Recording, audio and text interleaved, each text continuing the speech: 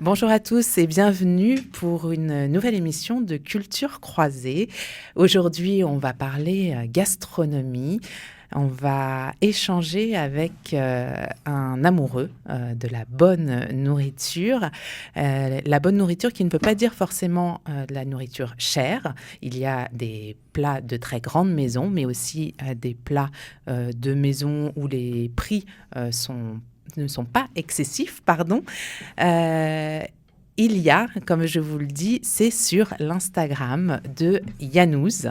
C'est le nom sur Instagram, si vous voulez le suivre, YANNOUZE. Et donc, à l'état civil, son prénom, c'est Yann. Bonjour Yann. Bonjour Sabine.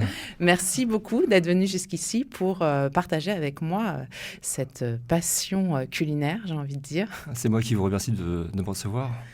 J'en suis ravie. Alors, on en parlait un petit peu là en off. Ça fait quelques mois que je vous suis sur Instagram. Un Instagram, comme je disais, qui est riche avec des belles photos, de beaux plats qui donnent souvent très, très envie. Alors, je dis souvent parce que moi, je suis végétarienne. Donc, parfois, il y a des plats qui me font moins envie quand il y a de la viande et du poisson. Mais sinon, c'est vrai que la plupart du temps, ça donne très, très, très envie. Pour commencer, depuis combien de temps vous avez ouvert cet Instagram ? J'ai ouvert mon Instagram il y a environ 4 à 5 ans, sans vraiment porter l'intérêt à ce média, puisque j'étais très actif sur Facebook pour mes amis. D'accord. Et je me suis dit, pourquoi pas partager ce que je fais de mes sorties au restaurant, en pâtisserie, vers un autre public. Ok, donc voilà. C'est comme ça que vous êtes orienté sur... C'est comme ça, et c'est aussi pour garder contact avec une amie qui n'était que sur Instagram. Donc c'était ma façon à moi de me lier à elle. D'accord. Donc au début, juste une envie de partage avec les gens que vous connaissez et de rester en contact avec cette amie. Tout à fait, oui. Et alors ça fait quoi quand on voit qu'au fur et à mesure, il y a de plus en plus, parce que j'imagine que vous ne connaissez pas les 10 000 abonnés qui vous suivent. Absolument pas, non. Et ça fait quoi justement au fur et à mesure de voir comme ça qu'il y a de plus en plus de gens qu'on ne connaît pas qui nous suivent ? Ça fait très très plaisir. Il y a des gens que j'aimerais remercier en personne, tous les jours de me suivre, de liker mes photos, de les commenter, puisque on sent qu'on a une activité qui est appréciée. Et donc ça fait plaisir, oui, ça fait plaisir de publier pour un public qui apprécie mes photos. Alors, j'imagine que la façon aussi dont vous présentez tout ça a évolué avec le temps, parce que quand on l'ouvre au départ pour garder contact avec une amie et puis pour partager, on le fait, j'imagine, de façon un peu moins rigoureuse peut-être que vous ne le faites aujourd'hui, parce que alors, pour vous suivre, je ne vois pas tout, parce qu'il y a énormément, c'est vraiment un Instagram qui est très très riche, aussi bien en photo. Alors pour ceux qui connaissent Instagram, il y a le fil et puis il y a les stories. Et puis même maintenant, il y a la vidéo. Alors ça, on en reparlera, parce que j'ai vu que vous avez été au concert de Jackie Chung et je veux bien faire une petite aparté dessus un peu plus tard. Mais en tout cas, que ce soit donc sur les stories, sur les vidéos et sur les photos, c'est très très riche. C'est très très riche, surtout depuis l'ajout de ce qu'on appelle les stories. C'est arrivé il y a environ 2 ans, si je ne me trompe pas. Donc avant, sur Instagram, on n'avait que le fil d'actualité, que les photos, que la publication qui est définitive, soit par la photo, soit par la vidéo. Maintenant, on a la stories, donc c'est complémentaire, qui fait que quand on va dans un restaurant, on peut présenter la carte, l'ambiance du restaurant, le lieu, la salle, éventuellement les toilettes, puisque c'est ah oui, j'ai un vu petit hobby, un petit hobby, donc le selfie toilette. Donc voilà, c'est une nouveauté. J'allais dire, j'ai vu cette nouveauté que j'avais pas. Voilà. À laquelle j'avais pas fait attention donc, encore. Ça permet de présenter l'ambiance du restaurant avant de présenter ce pourquoi on se déplace, donc les plats, les assiettes. Donc c'est complémentaire. D'accord. Et donc, vous sentez vous-même que vous mettez plus de rigueur aujourd'hui, ou en tout cas que vous abordez de façon différente ce que vous publiez sur Instagram par rapport au début ? Beaucoup plus, dans la mesure où, depuis quelques mois, on va dire depuis 1 an, j'ai des invitations à des dégustations, donc des restaurants. Donc ils s'attendent à ce que je fasse une publication, on va dire, quasi professionnelle. Oui. Donc moi, je n'ai pas de blog, mais j'ai mon Instagram qui est mon média principal, ce qui fait que je soigne mon Instagram comme un blog. D'accord. Donc je donne envie à des gens à venir à ce restaurant de manière la plus précise possible. Et vous attendiez à ça quand vous avez commencé Pas du tout, non, Instagram ? absolument pas. Parce que moi, Comme je disais, je publiais sur Facebook. Sur Facebook, ça fait des années que j'ai 500 à 600 abonnés. Ce sont la plupart des amis, des collègues, des gens que je côtoie dans la vie de tous les jours. Et je ne m'attendais pas à avoir un Instagram qui serait supérieur à mon Facebook. Là, ce qui est le cas depuis quelques mois. Et j'en suis ravi. Hein. C'est vraiment extraordinaire. Et ça s'est fait de manière progressive, justement. Vous avez l'impression qu'il y a eu... Alors, on va pas dire du bouche à oreille, mais on sait que sur Instagram, il y a plein de paramètres qui rentrent en compte qui font que votre fil d'actualité ou vos stories vont apparaître chez des gens que vous ne connaissez pas. Ça s'est fait de façon progressive ou il y a eu un moment vraiment où vous avez senti que ça s'est monté en puissance? Ça s'est fait de façon très progressive, même ça l'est encore, puisque je me souviens, à une époque, il y a 2 ans, au mois de mai, j'avais fêté mes 1000 abonnés. Donc là, j'en ai 9000 de plus, c'est incroyable. Ah oui. Je ne m'en rends pas compte. C'est-à-dire qu'à un moment donné, au démarrage, j'ai démarré de manière très, très, très lente, puisque je me suis toujours refusé à inviter mes amis Facebook sur Instagram. Donc c'était un peu mon jardin secret, ce qui fait que c'était la manière à moi de m'exprimer sans avertir mes amis sur Facebook. D'accord. Et petit à petit, mes amis, mes collègues, même la direction générale de mes employeurs... sont au courant de mes activités et s'abonnent à ce que je fais et ça fait plaisir. D'accord. Ah oui. Alors oui, parce qu'il faut dire que vous travaillez aussi dans la gastronomie. Je ne sais pas si on peut en parler un petit peu. On peut en parler, tout à fait, oui. Je travaille pour un traiteur, ordinateur de réception qui s'appelle Potel et Chabot. Donc on est basé à Paris depuis 1820, donc on va fêter les 200 ans bientôt, dans 2 ans. Et on organise tout type de réception dans Paris, en province, en banlieue, à l'étranger, dans le lieu où le client souhaite nous avoir. D'accord. Voilà. Donc on est spécialisé dans le luxe, on a des tarifs qui sont très élevés et on est connu pour faire du gros volume, donc du 1000 couverts, 2000 couverts, 3000 couverts on sait faire, mais on sait faire des petites réceptions, chez des particuliers par exemple, à partir de 2 couverts. D'accord. Et d'ailleurs, Potel et Chabot, où a eu lieu le Chinese Business Club, que Radio LCF couvre régulièrement maintenant.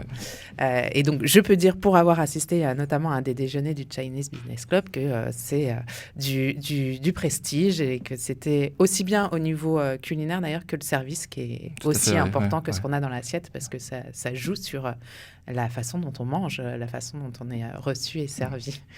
Et vous avez toujours eu justement ce lien à la nourriture? À la nourriture, oui, puisque j'ai toujours travaillé dans l'hôtellerie-restauration depuis que j'ai l'âge de 18 ans. Donc j'ai toujours travaillé soit dans des restaurants à Paris, chinois, japonais ou même étoilés, puisque j'étais à la Grande Cascade. D'accord. Et quand j'ai quitté la Grande Cascade en 97, j'ai voulu en fait arrêter la restauration, parce que j'en avais assez, j'en avais marre de ne plus voir ma famille, mes amis, d'avoir des heures de coupure, ce que les gens de restauration comprennent tout à fait. Donc travailler de 9h à 16h, avoir une coupure et reprendre à 19h pour finir la soirée à minuit, 5 jours de suite, c'est plus une vie. Donc moi j'ai voulu arrêter.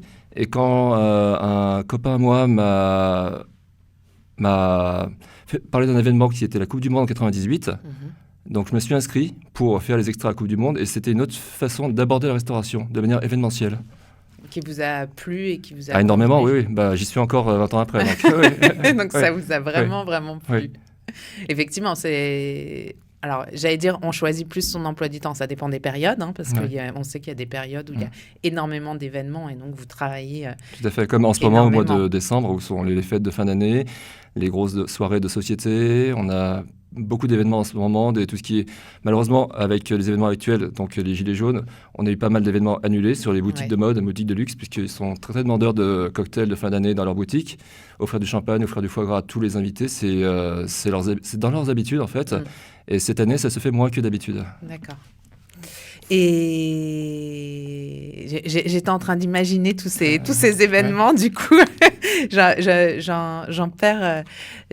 perds mon fil. Oui, et donc, et aussi, ça vous permet d'être avec des gens dans des lieux, dans des événements très différents. Très différents, oui, très différents. Enfin, ce que les gens ne se rendent pas compte, c'est que je change de lieu de travail tous les jours. C'est ça. Tous les jours. Donc là, je vais sortir d'ici. Je vais aller dans les pavillons de Bercy pour faire un petit dîner, en petit comité pour un ancien chef d'entreprise qui a loué la salle, par exemple. C'est ça le luxe, en fait, on va dire. Et quand je reviens, je fais le lien avec Instagram. sur Instagram, alors il y a essentiellement des photos de plats. Enfin, alors quand je dis de plat, c'est entrée, plat ou dessert. Hein. Oui, d'assiette. Voilà, de gastronomie, voilà, de gastronomie. Des vidéos. Alors, les vidéos, moi, j'aime beaucoup aussi parce que là j'ai un exemple parce que je crois que je l'ai vu hier ou aujourd'hui d'une bûche et où on la voit découper aussi. Tout à fait, pour voir l'intérieur du produit, par exemple. C'est ça. Et c'est vrai que ça donne 2 fois plus envie. Plus envie de savoir comment elle est faite, de savoir que quand on coupe, il y a un effet waouh ou une sauce qui coule, c'est toujours plus impressionnant. C'est ça. D'ailleurs, ça me fait penser, petite anecdote, parce que j'ai eu le bonheur d'y goûter il y a quelques mois à cette poire Belle Hélène. Je ne saurais plus donner le lieu, mais vous saurez. C'est un restaurant plutôt qui est dans une sphère en chocolat. Sphère en chocolat, qui est juste un bonheur. Tout à fait. Qui est juste un bonheur et que vous aviez filmé, si je ne dis pas de bêtises, parce qu'il y a tout un process. Pas mal de fois, puisque je suis allé... Enfin, on va citer le restaurant, on peut. Oui, bien sûr. C'est l'escargot donc, de chez Yannick Tranchant, qui est ma plus belle découverte de restaurant de cette année à Puteaux. Donc, il a ouvert en septembre dernier. Je suis allé 6 fois, ouais. Ah oui, 6 fois, donc vous êtes un fidèle. Un fidèle, je suis très bien reçu, les prix sont très abordables. Enfin, c'est un tout, hein. C'est le lieu, le personnel, le chef de cuisine, les produits et le prix de la carte, puisque l'entrée, plat et dessert ne fait que 39 € midi et soir. Donc c'est rare de manger aussi bien à ce tarif-là. Absolument. Justement, comment vous choisissez les endroits où vous allez et les endroits, enfin en tout cas les plats, la gastronomie, les assiettes que vous photographiez et que vous mettez sur Instagram? Est-ce que vous mettez tout Je ne mets pas tout en fait. Quand j'ai démarré mon Instagram, ce que beaucoup de gens font, ils mettent l'entrée plat dessert le même jour. Donc ça surcharge l'actualité. Oui. Donc on s'en rend compte quand on s'y connaît. Et là, maintenant, quand je vais au restaurant, je ne mets plus qu'une seule photo, la plus marquante, pour qu'elle ait le plus d'impact possible. Et si jamais je ne veux revenir sur le restaurant, j'y reviens la semaine d'après. D'accord. Pour éviter d'avoir une actualité que sur ce restaurant. Donc, Ok, vous avez, alors ça revient à ce que je disais tout à l'heure, où vous avez une rigueur, enfin en tout cas des sortes de règles qui vous permettent de gérer l'Instagram. Tout à fait, oui. En fait, je vais peut-être aujourd'hui publier l'entrée d'un restaurant, ensuite demain une bûche de Noël, pour avoir une actualité variée en fait, pour éviter d'avoir l'entrée plat dessert de chaque restaurant, de tous les restaurants de la semaine. Et d'avoir des restaurants qui s'enchaînent. Donc je publie le plat d'un restaurant, le dessert d'un autre restaurant, la pâtisserie d'une boutique de pâtisserie, éventuellement du poté les chabots quand j'ai une belle salle à publier. Donc, c'est ce que j'allais dire aussi. Dans les endroits que vous choisissez, il y a, alors j'imagine, une grande partie où c'est personnellement ce que vous découvrez au fur et à mesure de vos aventures culinaires. Et parfois, il y a les événements sur lesquels vous travaillez pour Potel et Chabot. Oui. Enfin, quand je vois une salle extraordinaire ou bien quelque chose un peu hors du commun que j'aimerais partager à mon public, je le fais. Donc, comme ça a été le cas la semaine dernière, on a fait un beau dîner dans la chapelle de l'École des Beaux-Arts. Donc, un dîner où j'ai eu la chance d'être sur l'événement de l'ouverture jusqu'à la fermeture. D'accord. Donc, donc la salle, je suis arrivé, la salle était vide. Je suis reparti de la salle à 1h du matin, la salle était vide. Donc, on a tout installé, tout débarrassé. Donc ça permet d'avoir une belle amplitude et de pouvoir montrer tout l'événement de A à Z. D'accord. Et alors, quels sont les retours des gens, justement, sur Instagram Enfin, je le ressens pas trop. Enfin, quand les salles sont vraiment extraordinaires, j'ai beaucoup de commentaires. Waouh. Ou alors quand je montre ma story à une personne, comme c'était le cas, une collègue qui connaissait pas du tout mon Instagram, je me souviens, c'était une réception, un déjeuner qu'on avait fait à l'Opéra Garnier, donc un déjeuner hors du commun, avec une seule table pour 120 couverts. Ah oui. Et je lui montrais la story de A à Z, elle était émerveillée, elle avait les yeux qui brillaient. C'est vrai que pour moi, c'est mon quotidien, et pour les gens qui ne connaissent pas ce milieu, c'est hors du commun. Ah bah je confirme, et j'invite vraiment nos auditeurs à aller regarder. Je répète, c'est sur Instagram, Yanouz, Y-A-2-N-O-U-Z-E. Parce qu'effectivement, moi qui suis vraiment pas en plus une adepte, je ne suis pas beaucoup vous êtes le seul Instagrammeur que je suis spécialisé dans la gastronomie, comme ça, dans les plats. Effectivement, j'adore bien manger, mais c'est pas quelque chose que je suis passionnément. Et ben là, j'avoue que tous les jours, je regarde au moins une story ou une photo et que ça donne vraiment, vraiment envie. Et Et c'est ce que je disais en ouverture de l'émission, c'est que on va, avec vous, voyager aussi bien, vous le disiez, à l'Escargot, où on peut avoir un menu à 39 €, ce qui est très abordable pour très bien manger. Et parfois, on sent qu'on est dans des endroits, par exemple, à l'hôtel Meurice, vous nous emmenez goûter, parce qu'on a vraiment l'impression d'être avec vous. C'est ça qui est chouette aussi, notamment à travers les stories. On a l'impression d'être à table avec vous. Parfois, vous êtes accompagné, ce qui fait qu'on est vraiment dans la découverte. Alors, je ne vais pas dire en même temps que vous, mais quasiment. On est vraiment, on va dire, à ma place en fait, puisque je filme tout ce qui se passe à table. Ouais. Et les gens découvrent tous les produits, toute l'ambiance du lieu à travers mon téléphone et de ma place. Et comme ça, alors, j'avais une petite question. Là, je parlais du goûter à l'hôtel Meurice, parce que j'ai dû le voir il n'y a pas longtemps, je pense. La semaine dernière, Et, oui. et que c'est un lieu où vous allez régulièrement. Régulièrement, oui. Enfin, je vais tellement régulièrement que le chef pâtissier, Cédric Grelet, me reconnaît, donc ça fait plaisir. Il s'est été en interview, en fait, à la table juste devant moi. Il s'est retourné, il m'a vu, mais encore vous? Oui, encore moi. Je suis revenu pour le tea time de Noël, donc voilà. Donc, alors que je ne viens pas si souvent que ça. Je dois venir en moyenne une fois tous les 2 mois, une fois tous les mois et demi. Ah oui. Ah ouais. Ah oui, donc non, c'est pas. Non, non. Voilà. Et j'avais une deuxième question parce qu'effectivement, alors vous avez un peu répondu tout à l'heure en expliquant que sur un repas dans un restaurant, vous ne publiez pas tout le même jour parce qu'effectivement, c'est quand même très très riche. Et quand je regarde vos photos, donc des fois des stories ou des photos plusieurs fois par jour, que je vois. Alors, je pense au goûter notamment parce que souvent, ce n'est pas qu'un gâteau que vous présentez dans les goûters. C'est plusieurs gâteaux, oui, tout à fait, oui. Et là, je me dis, mais comment fait-il hein? On peut dire que vous avez la ligne. J'ai la ligne, même si je prends du poids. Et pour revenir sur Meurice, on n'a pas tout mangé. J'étais avec mon ami Kelly. Coucou Kelly au passage. Donc voilà, c'est une amie que j'ai connue, pas par Instagram, mais en fait, on s'est connus à une soirée. Et on a gardé contact par Instagram. Elle adore sortir, elle adore bien manger. Elle adore aussi les tea time de Palace. Donc j'en ai fait beaucoup avec elle. J'ai dû faire peut-être tout le tour de Paris en tea time de Palace avec elle. Alors, est-ce qu'on peut expliquer à nos auditeurs ce que c'est, justement ? Un tea time? Oui. Un tea time, c'est une formule goûtée dans un bel endroit avec une boisson chaude, souvent des sandwichs salés, donc au nombre de 4 pièces environ. On a des scones, de la confiture, des crèmes et quelques pâtisseries sélectionnées par le chef. Voilà, quand je dis que c'est quand même des beaux goûters. Tout à fait, oui. C'est pas qu'un gâteau, c'est une série de dégustations, en fait, sucrées et salées, puisqu'on commence par le salé, puisqu'on a des sandwichs, et on finit par les pâtisseries du chef. D'accord. Et donc, vous disiez, pardon, je vous ai interrompu, vous vouliez parler du Meurice, où vous avez été avec votre amie Kelly. Tout à fait, oui. Non, vous aviez... Non, moi, j'aime beaucoup partager les choses avec elle. Et puis, c'est souvent avec elle que je vais sur les dégustations. Et puis, on est aussi invité sur les mêmes événements, donc on s'y retrouve aussi. Et on se voit aussi à titre privé, puisqu'on fait des restaurants juste elle et moi, puis avec notre groupe d'amis. D'accord. Qui, pareil, fait découvrir... eux aussi sont adeptes d'Instagram. Sont adeptes, oui. Quand je parle du groupe d'amis, c'est ce qu'on appelle... On s'est appelé, en fait... la team gourmande, puisqu'on s'est connus l'année dernière dans un autre hôtel qui était le Shangri-La. Donc, on a fait un tea time, on était une bonne dizaine. Et on a créé un groupe de discussion sur Instagram.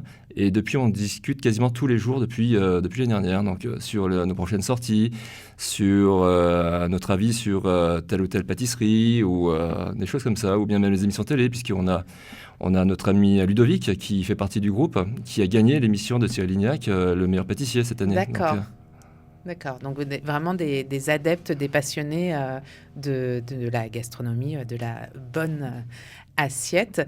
À Paris, mais pas que, parce que quand on regarde sur votre Instagram, on voit que vous voyagez aussi, tout à fait, ouais. Que ce soit en France ou ailleurs. En France ou à l'étranger. J'ai beaucoup voyagé quand il y a quelques années, où j'étais encore plus motivé à découvrir des restaurants en province.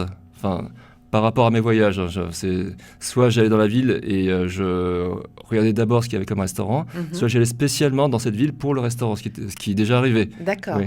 Ah oui, ouais. Un vrai passionné. Un vrai passionné, oui. Et je rejoins justement ce que dit Jean-François Piège. Il dit je ferai des centaines de kilomètres, non pas pour manger, mais pour rencontrer un auteur. D'accord. Voilà. Donc vous, c'est pas pour manger, mais c'est pour rencontrer... C'est pour rencontrer un nouveau style de cuisine, éventuellement le chef, si le chef est présent. Oui. Comme je l'ai fait il y a quelques années de ça à Valence, où je suis allé manger chez Anne-Sophie Pic, où j'ai fait une escale spécialement pour le restaurant, où je D'accord. suis allé chez Michel Saran à Toulouse, spécialement pour découvrir sa cuisine et le rencontrer. D'accord.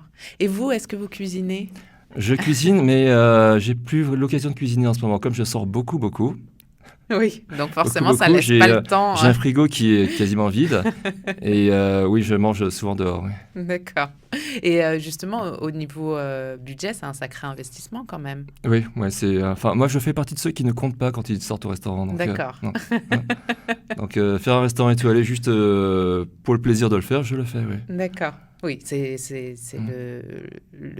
le cœur même de la passion, où Ouais. on ne regarde pas autrement. Alors, je parlais voyage, et vous avez voyagé il n'y a pas longtemps en Asie Tout à aussi, fait, oui.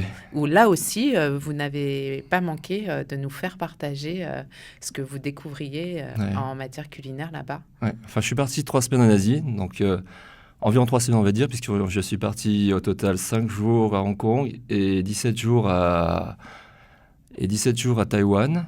Et j'ai voulu partager à travers mon Instagram toutes mes découvertes culinaires et touristiques, puisqu'il n'y avait pas que le culinaire. Mhm. Et donc, c'était une belle découverte pour moi et c'était un plaisir de partager ça à mes Instagrammeurs. C'était la première fois que vous alliez à Hong Kong et à Taïwan? Hong Kong, c'était la première fois et j'ai adoré. Donc, et Taïwan, c'était la deuxième fois. Je suis retourné cette année et j'y suis pas allé depuis 27 ans en fait. 27 ans, D'accord. ouais. Depuis Ah oui. 91, ouais. Donc ça avait dû bien changer. Ça a bien changé. J'ai plus beaucoup de souvenirs avant parce que j'étais en plus dans un voyage culturel avec des jeunes. D'accord. Donc on était en groupe de jeunes et on n'avait pas la liberté de faire ce que j'ai fait il y a quelques semaines. Et là vraiment j'ai redécouvert Taipei puisque la capitale de Taïwan c'est Taipei.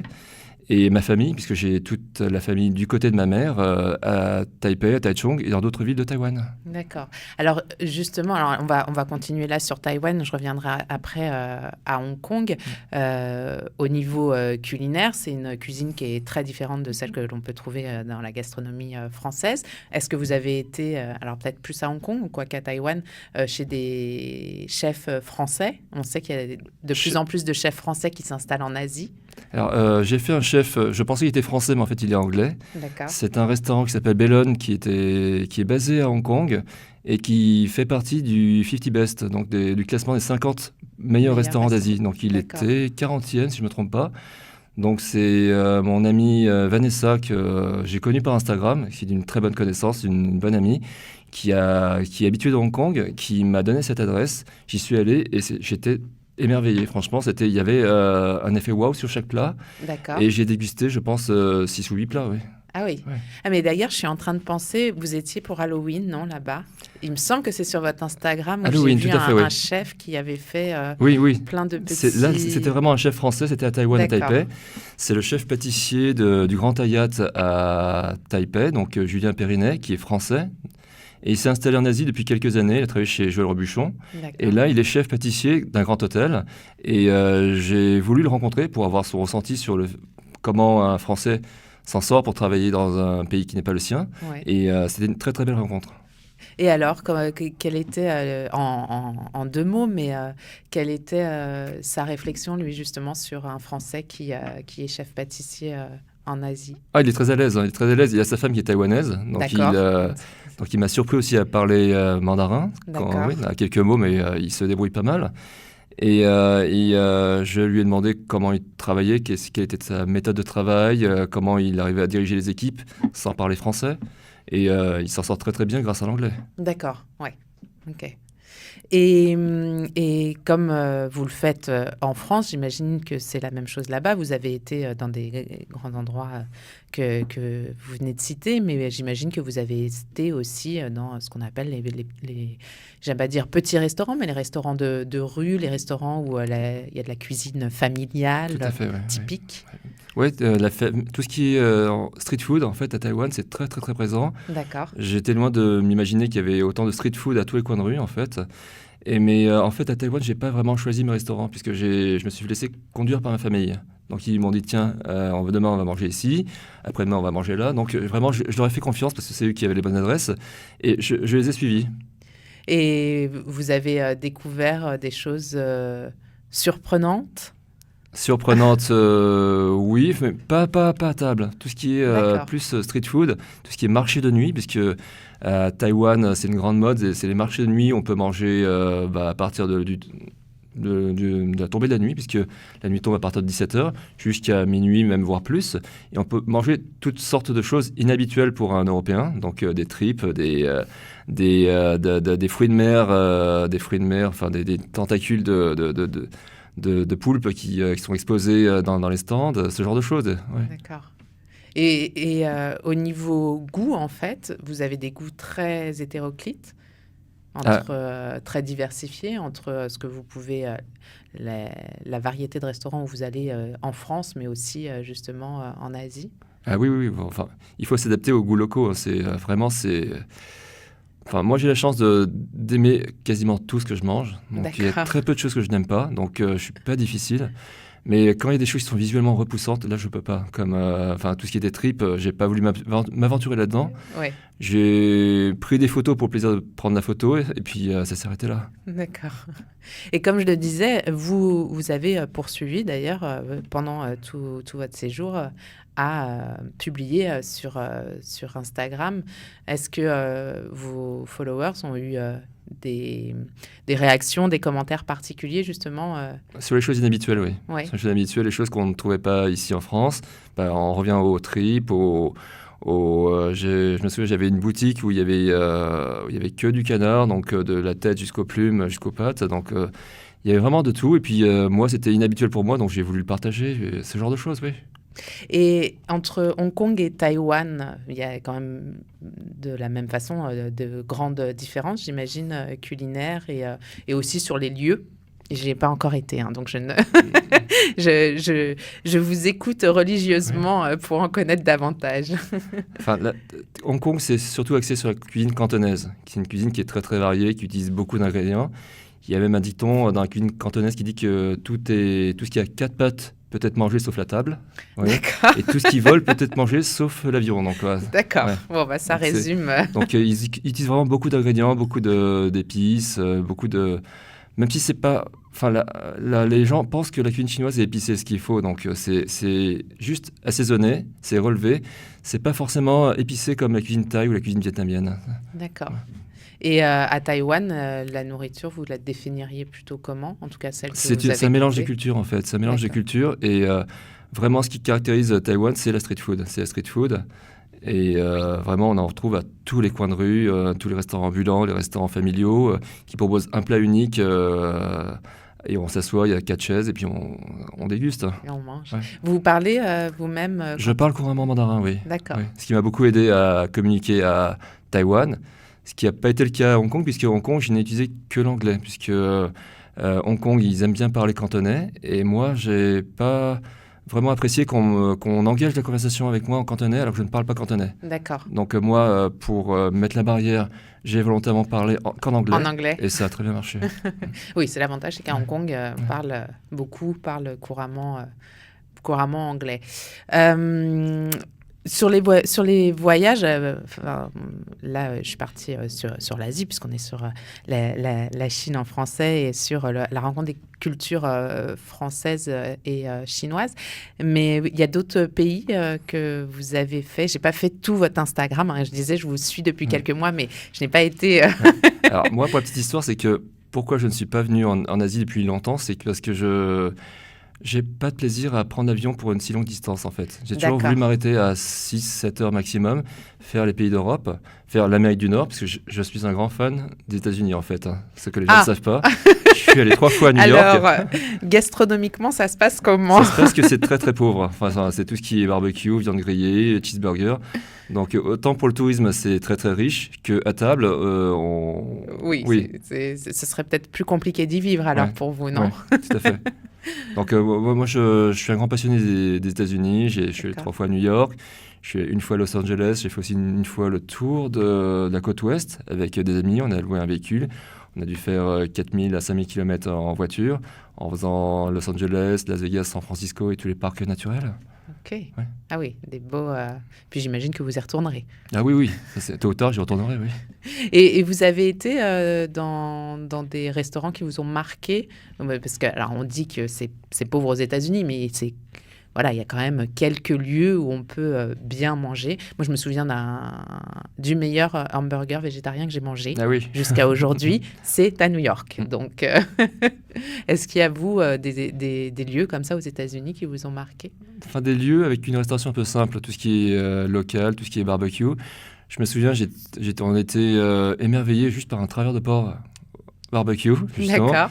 Donc c'était très copieux, donc on avait au moins 12 travers pour deux, plus les accompagnements, c'était pas très très cher, et on avait très très bien mangé. Donc c'est le genre de cuisine qu'on mange aux États-Unis. Ouais. Mais pour tout ce qui est gastronomie, ça existe, puisqu'il y a des restaurants étoilés, des restaurants gastronomiques, même des chefs français qui sont installés aux États-Unis, mais c'est beaucoup plus cher, c'est pas le même tarif, ouais. D'accord. Et en Europe, vous disiez que vous avez pas mal voyagé aussi en Europe. Oui, en Europe, j'ai fait beaucoup l'Italie, j'ai fait la Grèce 2 fois, j'ai fait la Turquie, donc tout ce qui est à 3-4 heures d'avion, c'est accessible. Donc, Et alors, vous disiez que vous aimez tout.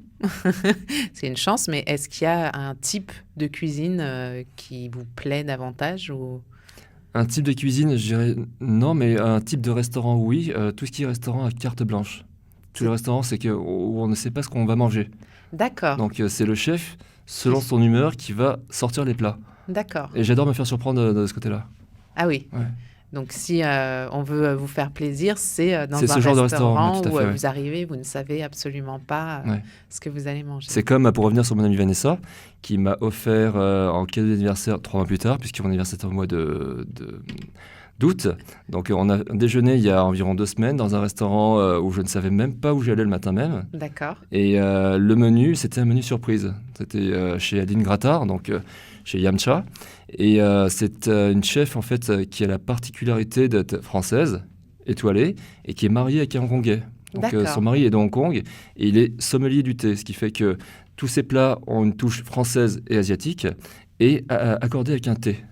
Ah, un thé super. différent. Ouais. À chaque plat, un thé. À chaque plat, ça devrait vous plaire, ça, oui. Ah oui, Ouais, oui, ouais. tout à fait. Ouais. Je vais noter, je vais noter l'adresse et j'irai. Ouais, c'est très Donc très le matin même, je ne savais pas où aller. Et une fois à table, on ne connaissait pas le menu, donc je me suis laissé guider par les désirs du chef, de ce qu'elle voulait nous faire manger. Et vous vous souvenez justement de ce que vous avez mangé Ah oui, ce tout à fait, oui. jour-là? C'était même délicieux. C'était en entrée, on avait une soupe de riz. Donc la soupe de riz, c'est typique chez les Asiatiques. C'est un peu un riz en bouillie qu'on mange à l'aide d'une cuillère. C'est tellement liquide. Une soupe de riz avec des fruits de mer, donc des ormeaux, et du foie gras vapeur. Donc c'était délicieux, franchement délicieux. Et en plat, on a une bavette de bœuf Black Angus, donc des très belles pièces, de bœuf avec du chou chinois et des pickles un peu acidulés. C'était très très très bon. Ouais. Et à chaque fois, on avait un thé différent. Vraiment des mélanges de saveurs. Ouais, tout à fait, oui. Et il n'y avait pas de fromage dans ce restaurant, mais on avait un bao au fromage Stilton, donc un fromage anglais. Et c'était un sucré salé, c'était bao Stilton avec... Alors, bao, pour les gens qui ne connaîtraient pas, c'est une petite brioche, on va dire, à la vapeur. Tout à fait, une brioche blanche cuite à la vapeur, qui peut être farcie soit de viande, de légumes, ou de choses sucrées, de azuki, donc de pâte de haricots rouges par exemple, ou de pâte de soja, toutes sortes de choses. Et là, dans le restaurant, ils le proposaient en version fromage, donc fourré avec un fromage anglais, le Stilton, et avec un sucré salé de la cerise Amarena. D'accord. C'était surprenant. Ouais. Bon, une adresse à découvrir alors. Oui, tout à fait. Ouais. Et vous l'évoquiez précédemment, maintenant, depuis un an, si je ne dis pas de bêtises, on vous invite. Oui. Ce qui n'était pas le but à la base. C'était pas le but à la base. J'étais loin d'imaginer qu'on pouvait se faire inviter grâce à son Instagram. Mais c'est très plaisant, ouais. Donc. Et est-ce que ça change quelque chose dans la façon dont vous appréhendez le repas ou les photos ou ce que vous allez mettre sur Instagram, même si vous disiez qu'effectivement, les personnes qui vous invitent s'attendent à un retour pro. Mais vous, justement, quand vous y allez, est-ce que l'état d'esprit est un petit peu modifié que quand vous y allez avec une amie découvrir un restaurant où là, personne ne s'attend à rien puisque personne ne le sait. Enfin, l'état d'esprit, non, puisque mon comportement est le même à table, que je sois invité ou non. C'est la publication qui va être différente. Enfin, je me dois d'être le plus précis possible quand je fais une publication et de donner le plus envie possible. Donc, de par la qualité de la photo, ce qui fait que il y a une chose que les gens ne savent pas forcément, c'est que quand je suis invité dans un restaurant, je n'y vais jamais le soir. D'accord. Parce que la photo est mauvaise. Ah oui, Oui, pour les lumières. la photo est sombre, Ouais. donc on se doit de fournir la plus belle photo possible. Donc on y va souvent le midi. D'accord. Ouais. Et vos photos, elles sont très belles, je le disais, vous les faites au téléphone ou à l'appareil photo? Que avec le téléphone. Ouais. Qu'avec le téléphone. Qu'avec le téléphone, j'ai un iPhone 10 pour lequel je suis très content et puis Ouais. qui me permet de faire de belles photos sans s'encombrer avec un appareil photo. Ouais, ouais, elles sont vraiment très, très, très, Merci. très belles. Et est-ce que quand des choses ne vous plaisent pas, je dis ça parce que pour le moment, j'ai pas vu de photos comme ça, et que moi, quand je parle, par exemple, des pièces de théâtre ou des films, je ne parle que de ce que j'aime. Je parle jamais de ce que je n'aime pas. Parce que c'est un parti pris que j'ai. Vous, parce que ça arrive, hein, forcément, même dans les endroits qu'on adore, il y a des moments où il y a des plats qui nous plaisent moins. Est-ce que vous en parlez ou pas? Ça arrive, malheureusement, ça arrive, mais très rarement. Puisqu'en général, quand les gens nous invitent, c'est qu'ils sont sûrs d'eux. Ils sont sûrs d'eux en général, la plupart du temps. Et quand ça arrive, soit on en parle en privé au restaurateur, et on ne publie pas en général. Je ne vais pas publier quelque chose pour donner un avis négatif sur un restaurant. Ouais. Ouais. Je l'ai déjà fait, mais c'est pas un exercice qui me plaît en fait. Ouais. Vous êtes comme Ouais. moi. Donc je parle des choses que j'aime, Ouais. et quand ça ne me plaît pas, j'en parle en privé de pourquoi ça ne m'a pas plu, et je préviens que je ne vais pas publier sur le restaurant. Je regarde mes questions pour voir s'il y avait d'autres choses autour de l'Instagram et des voyages. Ah oui, sur l'Instagram, voilà, je savais bien. Est-ce que ça vous prend beaucoup de temps? Parce qu'on sait que les réseaux sociaux, c'est très chronophage. Quand je vois la richesse et la qualité de votre Instagram, je me dis que ça doit quand même vous prendre beaucoup de temps. Ça prend beaucoup de temps, oui. Enfin, en fait, ça prend beaucoup de temps, mais des morceaux de temps dans la journée, en fait. D'accord. Ce qui fait que moi, je retouche toutes les photos, même si c'est très discret, pour qu'elles soient plus lumineuses, plus contrastées, plus colorées.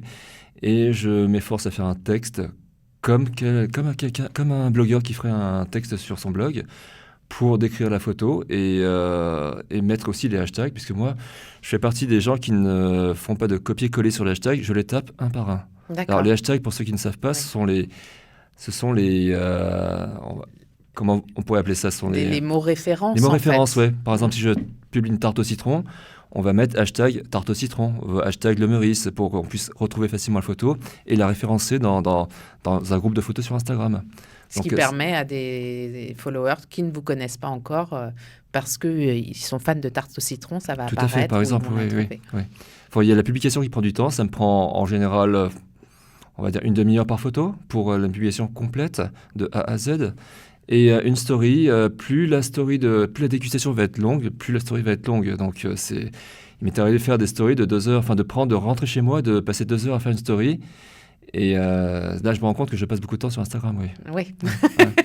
Et vous publiez tous les jours? Tous les jours, je m'efforce à publier tous les jours, oui. Et combien de fois par jour? Une seule fois. Une seule fois, ça suffit. Il faut éviter de publier trop par jour, parce que quand on voit des gens qui publient plusieurs photos par jour, oui, on se dit, tiens, encore lui. Donc non, une seule photo par jour suffit.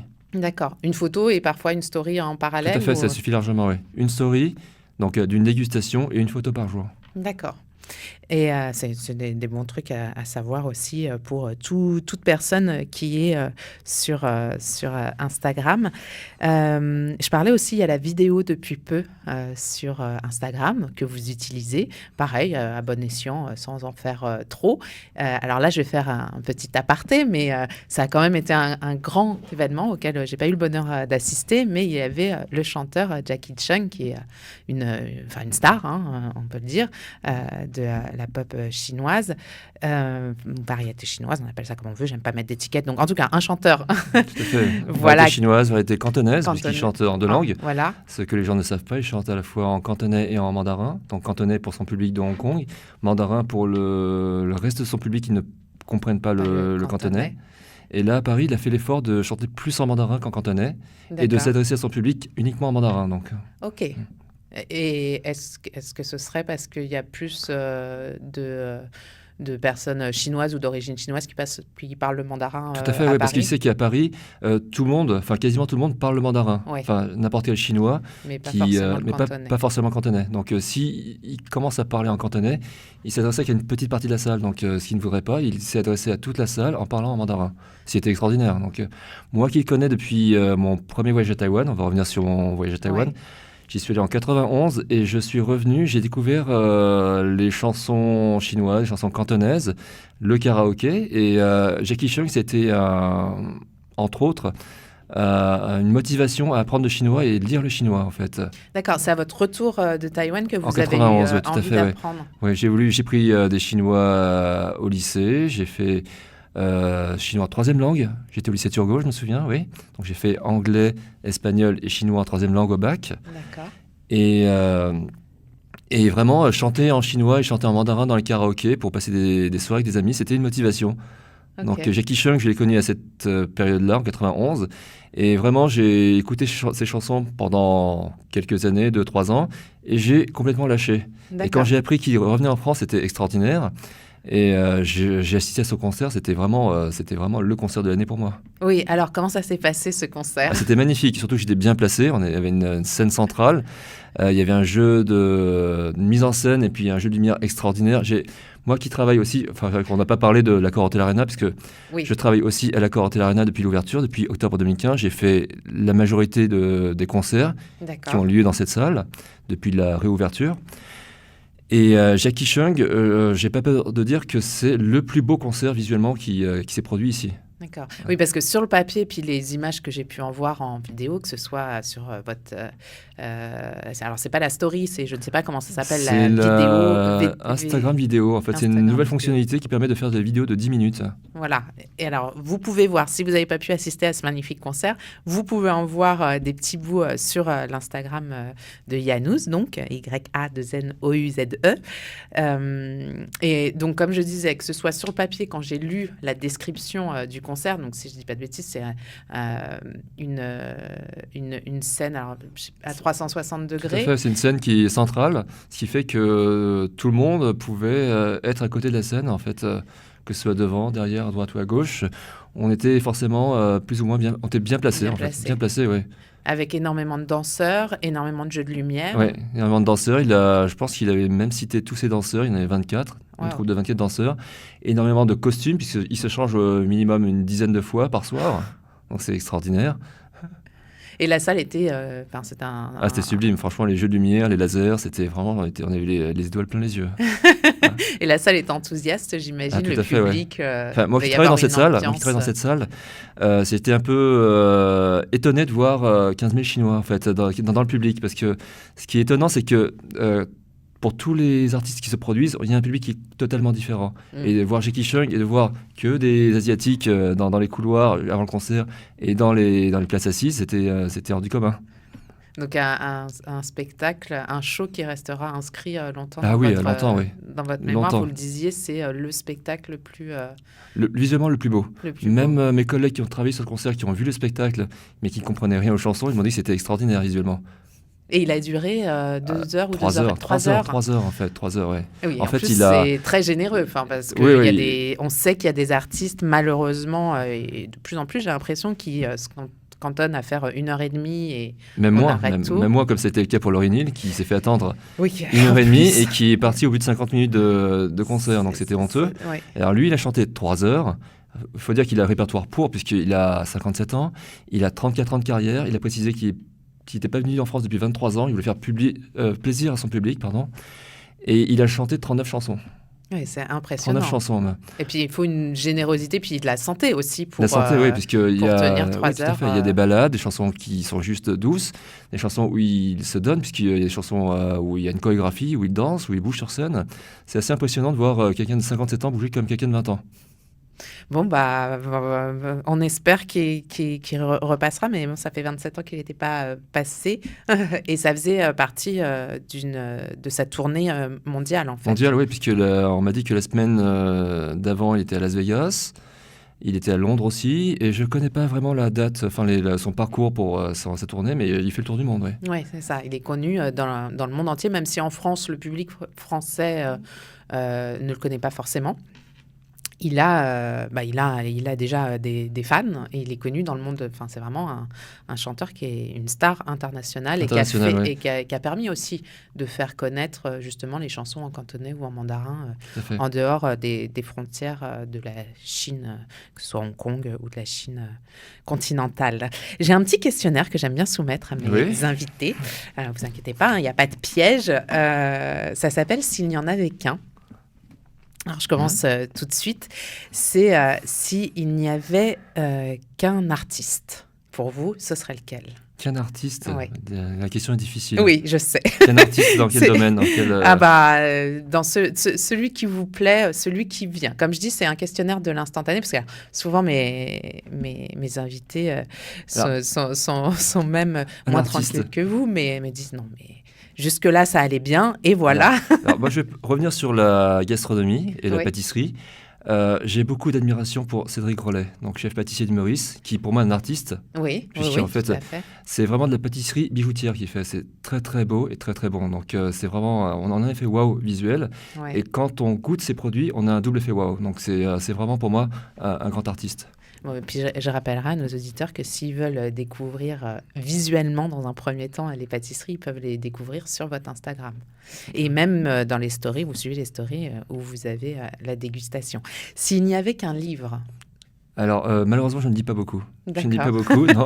J'ai très peu de temps à me consacrer pour la lecture et je ne lis pas beaucoup. Un film, peut-être? Alors, vous n'avez pas le temps d'aller au cinéma? Si, enfin, un film, je pourrais mieux vous répondre, mais en fait... j'ai plus vraiment l'occasion d'aller au cinéma. Ouais. Ben, j'imagine quand je vois les publications sur votre Instagram, plus votre métier qui demande quand même, qui prend quand même beaucoup de temps, j'imagine que vous n'avez pas beaucoup de temps pour le reste. Pour vous dire, j'ai une salle de sport qui est à 2 rues de chez moi, j'ai même pas le temps d'y aller. D'accord. Et un film que vous auriez vu même qui vous a marqué dans votre enfance Dans mon enfance je vais parler d'un film qui est d'actualité en ce moment, puisque c'est les fêtes de Noël. Il y a un film que j'aime beaucoup, qui est une comédie romantique, qui s'appelle Quand Harry rencontre Sally. Ah oui. Ouais. Et qui est d'actualité, puisque ça parle de célibat, d'amitié entre hommes et femmes, et de fêtes de fin d'année. Et c'est un film qui m'a beaucoup touché. Oui, un très, très beau film que j'invite nos auditeurs à regarder ou à re-regarder à l'occasion. C'est un film qui fait du bien en plus, qui fait vraiment du bien. Alors, j'ai un peu transformé mon questionnaire pour vous, justement, comme on est autour de la gastronomie. Alors, ça va peut-être être très compliqué, mais s'il n'y avait qu'un plat. Un plat? Un plat. Alors après, il y a s'il n'y avait qu'un dessert. Déjà, je vous aide. S'il n'y avait qu'un plat, je dirais les travers de porc. D'accord. C'est le plat que vous affectionnez. Travers de porc, j'adore. Caramélisé. Franchement, oui, s'il n'y avait qu'un plat, ce serait celui-là. Et vous les cuisinez Alors, je sais que vous ne cuisinez plus trop en ce moment, mais quand vous avez le temps ou quand vous aviez le temps, vous cuisiniez les travers de porc. J'adore. Oui, enfin, pas ce plat-là, mais d'autres plats. Mais les travers de porc, c'est vraiment un souvenir d'enfance. D'accord. Et s'il n'y avait qu'un dessert donc... S'il n'y avait qu'un dessert... Non. Il y a tellement de desserts. Ça, c'est une question piège. S'il n'y avait qu'un dessert... dans les médias, j'ai pas de réponse. Non. Parce que sur votre Instagram, il y a... S'il n'y avait qu'un seul dessert, un dessert qui n'est pas de saison, le fraisier. D'accord. Enfin, je suis connu pour aimer les fraises sur mon Instagram. J'ai même créé un hashtag qui s'appelle Yann aux fraises. Et j'ai même fait un classement sur les desserts aux fraises. Ah oui. Malheureusement, les fraises, on n'a pas toute l'année. Donc, ça commence à partir les bonnes fraises commencent à partir d'avril et finissent fin août. Et mon anniversaire, c'est en mois d'août. Et j'ai eu la chance d'avoir un beau fraisier. Et c'est vrai que le fraisier, c'est un gâteau que j'aime beaucoup. Est-ce que je me trompe en disant que vous aimez bien les plats sucrés? Ou en tout cas les pâtisseries? Parce que j'ai l'impression qu'il y en a énormément sur votre Insta. En fait, oui et non. En fait, j'aime... Enfin, moi, beaucoup de gens pensent que je suis plus pâtisserie que gastronomie, mais c'est l'inverse. D'accord. Sauf que je n'ai pas forcément le temps d'aller au restaurant. Oui. Mais acheter une pâtisserie... la déguster, la prendre en photo et la publier, ça prend beaucoup moins de temps. C'est pour ça que c'est plus facile. D'accord. D'où ma question, parce que je me doutais qu'il y avait peut-être un côté pratique qui expliquait c'est plus pratique, oui. Et c'est aussi, pour revenir sur mon métier, que quand on travaille en traiteur, on change de lieu de réception tous les jours. Et moi, ce que j'aimais faire à une époque, c'est de regarder ce qu'il y a comme bonne pâtisserie, comme bonne boutique, à l'adresse, à proximité de l'adresse où je vais travailler le lendemain, pour pouvoir y aller un peu en avance et déguster une chose que j'ai pas encore dégustée, et puis la prendre en photo et puis la publier sur Instagram. Et justement, alors ça fait, on le disait, ça fait 3-4 ans que vous avez votre Instagram, mais cette passion, ce goût, vous l'avez depuis très très longtemps. Depuis très très longtemps, parce que je travaille chez Poté et chez Beau depuis un grand nombre d'années. Mais le vrai déclic, ça a été en 2010, à l'émission Top Chef, donc la première saison de Top Chef, où j'ai commencé à m'installer chez moi avec un grand écran, donc à voir l'émission vraiment à 1,50 m de l'écran et voir les plats qui défilaient et voir toutes les assiettes des candidats. Et ça m'a vraiment donné envie. Et ça m'a donné d'autant plus envie que M6 m'a invité à la finale pour déguster au menu des candidats. Parce que j'ai participé à un concours où j'ai été retenu pour être dans les 100 premiers, c'était extraordinaire. Pour un dîner servi au Trianon Palace avec les 2 finalistes de l'époque, donc c'était Roman Tichenko et Pierre Roger. Et depuis, j'ai vraiment eu cette passion pour l'émission Top Chef, pour les candidats et pour la découverte de leurs restaurants, puisque certains candidats avaient des restaurants à Paris et on pouvait vraiment réserver, goûter à la cuisine du candidat et puis faire une photo avec lui, ça faisait toujours plaisir. Ouais. Donc ça a été le déclencheur. Ouais. Et donc 2010, ça fait 8 ans. Vous voyez des évolutions particulières dans la cuisine, justement, dans la gastronomie, alors je veux dire parisienne, parce que c'est celle où vous pouvez aller que vous pouvez aller découvrir le plus souvent. Vous avez noté des changements, des tendances ces 8 dernières années? Alors les tendances, c'est... Enfin, quand on est en plein dedans, c'est difficile de voir, puisque l'évolution se fait... En fait, on côtoie des chefs tous les jours, on voit des nouvelles cartes tous les jours.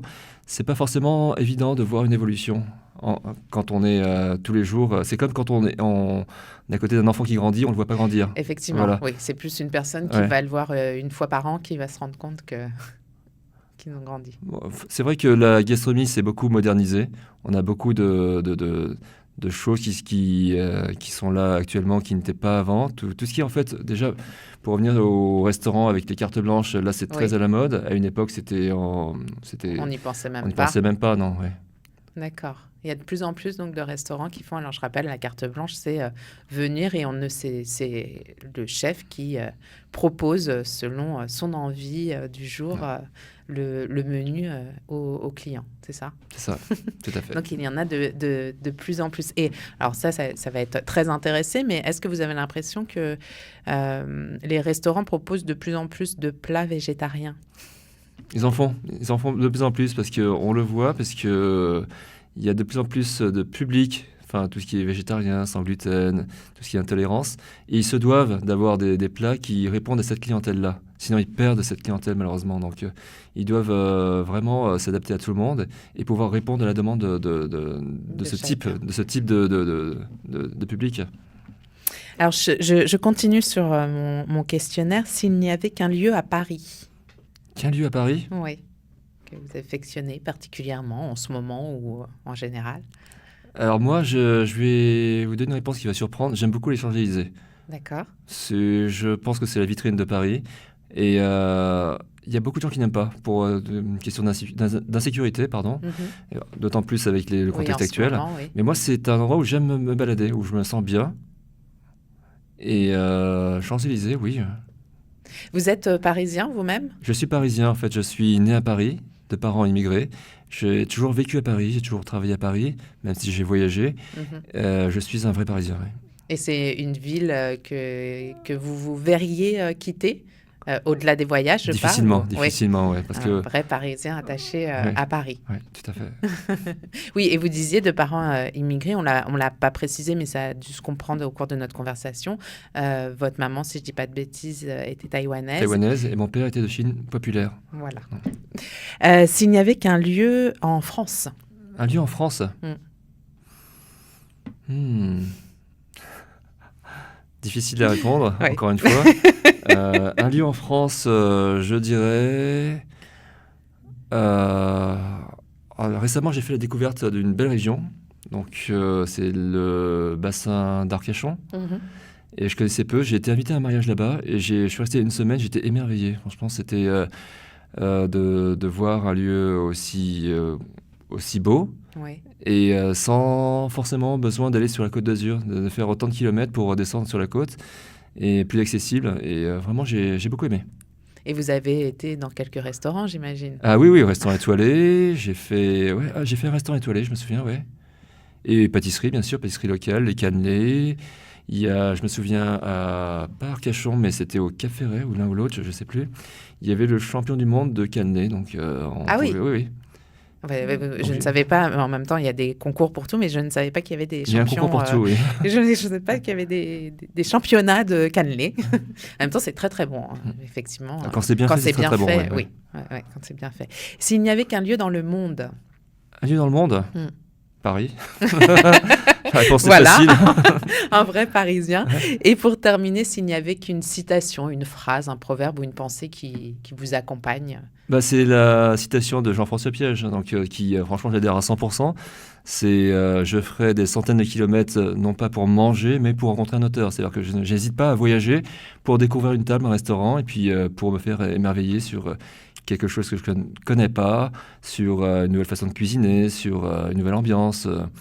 Et vraiment, s'il y a un restaurant que j'aimerais tester, par-dessus tout, c'est un restaurant qui se trouve à Shanghai, qui se réserve 6 mois à l'avance, D'accord. qui s'appelle Ultraviolet. Ultraviolet, c'est un chef 3 étoiles français, Paul Perret, qui fait un menu en 22 plats surprise. Et le lieu est surprise, c'est-à-dire qu'on ne sait pas où se trouve le restaurant. On nous donne un point de rendez-vous, il nous transporte dans un van, enfin limite cagoulé. Ouais.